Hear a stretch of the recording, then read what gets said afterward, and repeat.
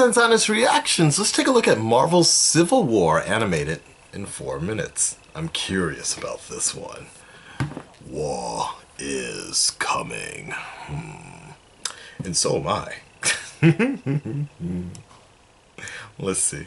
Welcome to Bite-Size Comics, the series where we break down the most famous stories and characters in comic Was a book famous history. story. Today's story is Civil War, a convoluted tale of friendship, betrayal, and the complete character assassination of Iron Man. Our story begins with a group of teenage superheroes called the New Warriors, who decide to turn their crime-fighting escapades into a reality TV show. Yep. But one of their fights goes horribly wrong and leads to a giant explosion that kills 600 men, women, and children. This tragedy shocks the entire country, and public opinion of superheroes takes a turn for the worse. A schoolyard. Angry mobs demand an end to all superheroes and beat up the Human Torch.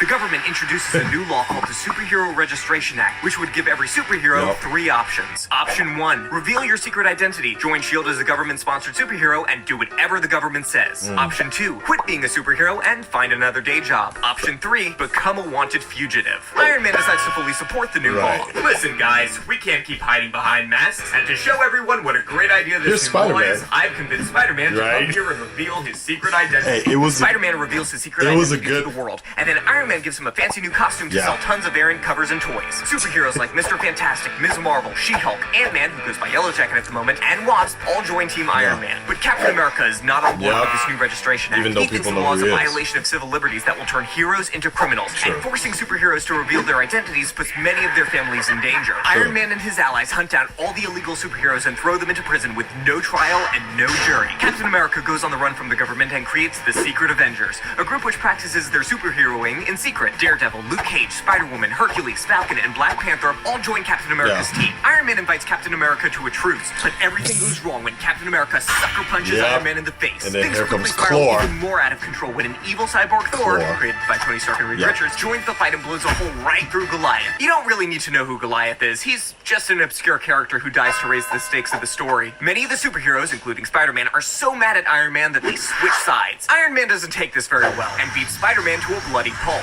Iron Man has alienated so many supporters that he decides to recruit a team of supervillains to help continue hunting down unregistered superheroes. Because if you want to keep the moral high ground, these are the guys you want on your team. Iron Man's super prison is in an alternate dimension called the Negative Zone, so the Secret Avengers decide to break in and release all the imprisoned people inside. But oh no, Tigra, one of the Secret Avengers, was actually a spy who tipped off Iron Man about the prison break, and he brings his entire army. But that's okay because the Secret Avengers have a spy of their own. Hank Pym was actually a shape-shifting superhero called Hulkling, who has used his powers to release all the imprisoned superheroes. Now every superhero Iron Man has ever imprisoned is on Team Captain America. The two teams square off. Then all of the superheroes fight in the Negative Zone. Friends fighting friends. Heroes fighting heroes. Meanwhile, outside the portal to the Negative Zone, S.H.I.E.L.D. agent Maria Hill is about to end the conflict once and for all by trapping every superpowered person inside. To save everyone from being trapped, Cloak sucks up everyone in his, cloak, and drops them right in the middle of New York City. Now Here's where the final part happens. Namor and his Atlanteans decide to help Team Captain America for some reason. Vision and Captain clobber Iron Man. Spider-Man clobbers Mr. Fantastic. That was Hercules dope. clobbers Thor. Captain America stands over Iron Man, about to deliver the final blow, when a bunch of emergency service workers jump in to stop him. Hey, I'm trying to save the day here. Oh. Captain America realizes he's done more damage than good. He makes everyone stop fighting and turns himself in to be arrested. So Iron Man wins the day and becomes director of S.H.I.E.L.D. Captain America gets assassinated but comes back to life. Real Thor also comes back to life and kicks Iron Man's toughness when he finds out about evil cyborg Thor. And Spider-Man makes a deal with the devil to return his secret identity. No, I'm not kidding. Thanks for watching this video. There's tons of awesome story we had to leave out for time. But if you want the complete story, you can pick up Civil War wherever comics are sold. Oh shit! That was a nice trip down nostalgia way. You know what? And look, there were good and bad points about Civil War. The build-up about Civil War was actually really good. I actually, for what it's worth, I liked what they did with Peter Parker. The whole reveal, secret identity reveal. I was excited about it. I don't know exactly how to explain it, but I liked the decision that they went with, even though I was worried that it wasn't going to pan out very well, and it didn't. And then furthermore, afterwards it just got really messy. If you were a fan, if you were reading Spider-Man like I was reading Spider-Man a lot.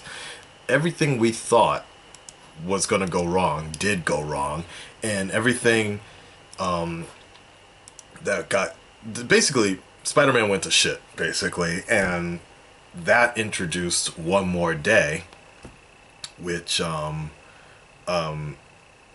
in short, basically in short, Aunt May, which was a whole nother thing. I never thought Aunt May should have come back.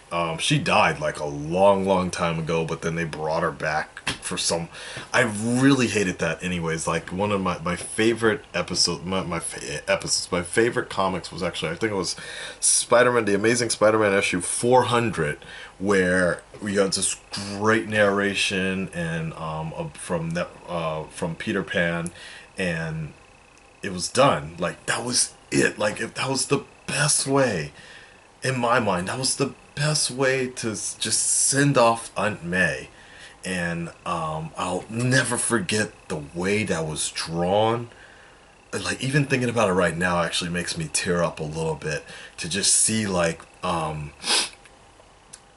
May just gone, like passing as naturally, if I remember correctly.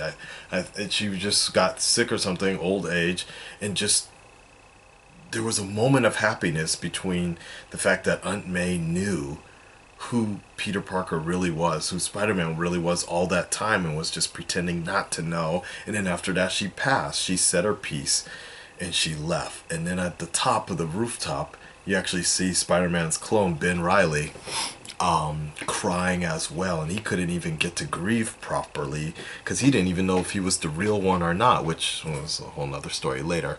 But that scene was just so well drawn and well done. Oh my god! But I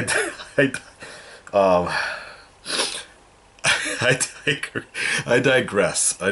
But what was I talking about? The whole One More Day was I could go on about how badly of a decision that was, but it relates to the whole thing with Aunt May dying. Is like, look, as much as the Spawn storyline sucks nowadays, and I stopped reading Spawn, the one thing I will respect for Todd McFarlane is the fact that if a character dies, they stay dead. Like, that's it. There's no coming back from that. And I was really frustrated on the fact that, look, they made a decision in Civil War, but then especially with Peter Parker to make a deal with the devil just really pissed me off. And it wasn't even him. It was actually technically Mary Jane that made the deal. Peter Parker was just too much of a pussy to do it. Like, oh, yeah. Anyways, that's a whole nother thing. But overall, I thought Civil War was actually good. Where this leads into with the movie, I don't know. I know it's going to be a little, very, very different, actually, roughly based on the same thing, but it won't be as big. It won't be as spectacular, but I think we'll still see a few things in there. Elements from there. And I do remember how much that shit was so dope when Mr. Fantastic was fighting almost a Superman, Spider-Man. I just thought that shit was dope. Like Mr. Fantastic was trying to catch him, getting all tangled up, and he was like, amazing. And fucking Spider-Man drop kicks him and says spectacular. And like, it was like probably one of the top points of the Civil War. But the Tony Stark thing, like, yeah, people were making him out to be an asshole in that comic, but I actually did like, if you actually read some of the other backstories and the side stories, you really got to see, you really could kind of see where Tony was leading, which is actually making the movie side of this actually make a lot more sense. That's why I am part of Team Iron Man, basically, because it's like, they may not make him as much of a dick, but the seeds have already been planted since I'd say since post the first Avengers movie. Yeah, basically after the whole thing with him going in a black hole and him coming out and him like he's changed. He's changed completely since from the arrogant side of who he was in Iron Man 1 and Iron Man 2 to trying to be more of a control. What did he say? We can put a shield around the world, basically. So I'm very curious to see how this is going to play out in the movie version of this. But either way, yeah, I stopped reading Spider-Man a long time ago after one more day because fuck that shit. Fucking A. Fuck that shit. That was terrible. Dan Slott, I love you, man, but fuck, that one more day decision was terrible. Alright, peace. Zoom just came in there. Now that's power.